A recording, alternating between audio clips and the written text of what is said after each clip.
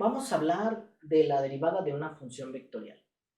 Para poder empezar a hablar de derivadas es necesario recordar un poco acerca de las derivadas, pero de una función de una variable. Todo eso lo vimos o se vio en cálculo diferencial y no está de más recordarlo porque justamente esta es la esencia por lo cual nosotros nos vamos a basar de que la derivada de una función vectorial tiene justamente las mismas justificaciones o argumentos matemáticos y se pueda manejar la derivada de esa forma.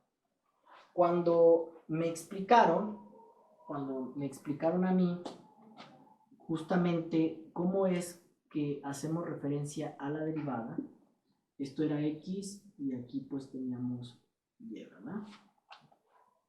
Yo tengo una trayectoria de una función, por ejemplo, la trayectoria es justamente esta que está aquí. Es una trayectoria, tal vez lleva otro recorrido, pero esa parte es la que quiero analizar. ¿Okay? Vamos a darle justamente información a esos puntos que me pueden ayudar a mí a encontrar lo que estoy buscando, que es la derivada. Entonces, este punto tiene de coordenadas x, y como es x, pues para este va a ser justamente f de x. Luego aquí, de aquí hasta acá, le voy a dibujar un poco más hacia acá. Si ustedes observan, también puedo sacar una relación, pero de aquí hasta acá, esto de aquí es un incremento. Entonces, lo que va en todo este recorrido, pues es h, le vamos a llamar h. Por lo tanto, si esto es un incremento, este punto que está aquí corresponde a x, que es esto de aquí, más h. Y si lo sustituyo yo en este puntito, entonces este punto va a tener f de x más h. A mí se me preguntaba que yo encontrara una relación de esta parte con esta parte. ¿Qué tanto va a ser la razón o proporción de esto para con esto? Esta es mi trayectoria de mi función. Entonces, yo me apoyaba de un triángulo rectángulo en esa materia, ¿sí? Y ese triángulo rectángulo me apoya o me ayuda muchísimo porque puedo utilizar una función trigonométrica, y una función trigonométrica es la relación de dos lados de un triángulo rectángulo. Si yo quiero saber esta parte con respecto a esta, ¿cómo es esa relación? Me voy a apoyar de justamente de una función que es la función tangente, ¿sí?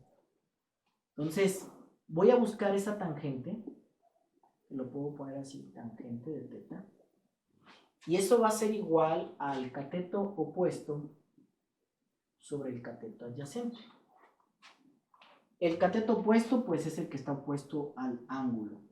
Entonces, ¿cuánto mide este lado?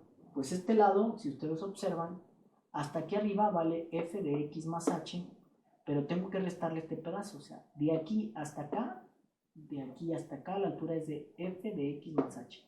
Pero tengo que restarle a toda esta parte, le tengo que restar este pedazo. Entonces, si le resto este pedazo, me va a quedar x. Pues ¿cómo le resto este pedazo? Este pedazo vale f de x. ¿Sí?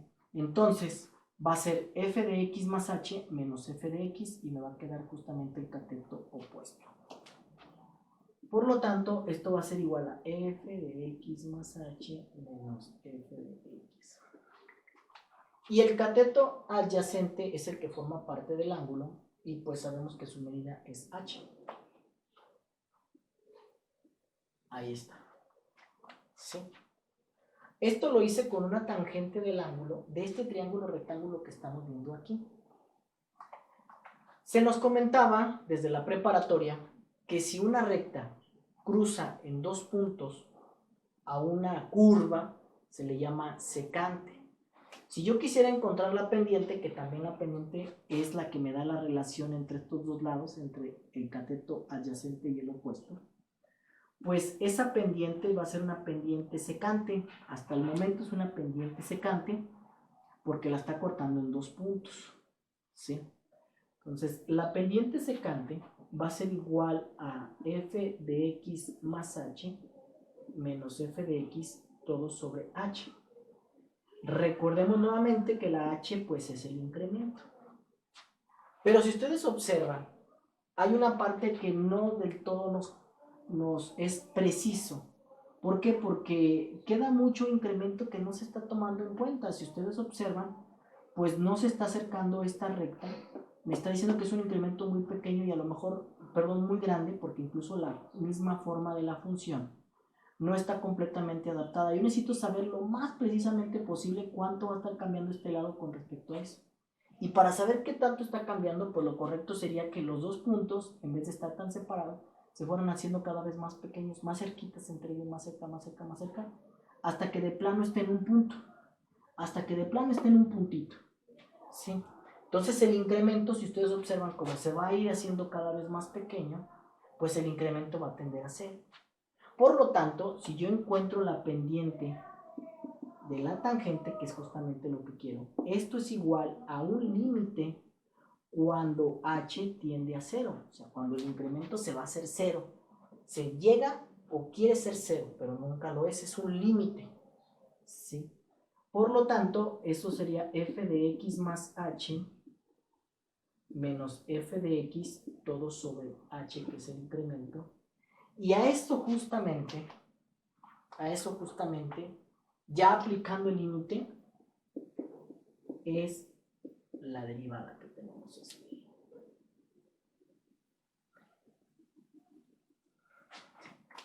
Ya en la práctica, pues se quita esta tangente y nada más se pone la pura m que hace referencia a la pendiente.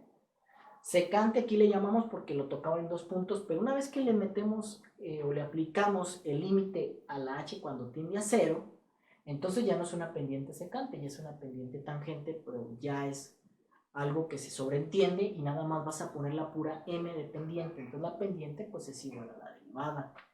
Y de aquí es donde surge justamente la teoría. O sea, de aquí es una explicación para dos dimensiones, pero lo puede ser para 3, para 4, etc.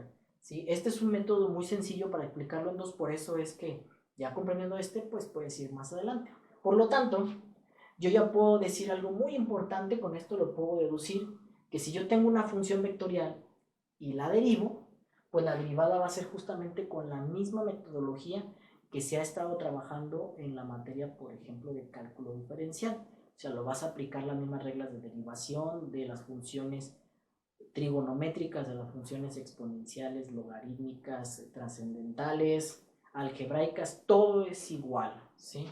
Por lo tanto, si yo tengo una función vectorial, ¿sí?, que es f de t, g de t y h de t, si yo quisiera saber cuál es la derivada de esa función vectorial, pues simplemente le voy a agregar esta apóstrofe que me indica que es la derivada y voy a derivar cada una de las funciones de forma independiente. Esta es. Son de forma independiente. Eso significa de que voy a agarrar la función y la derivo no importándome la otra parte. Y con eso es más que suficiente para poder empezar a trabajar las derivadas de una función vectorial.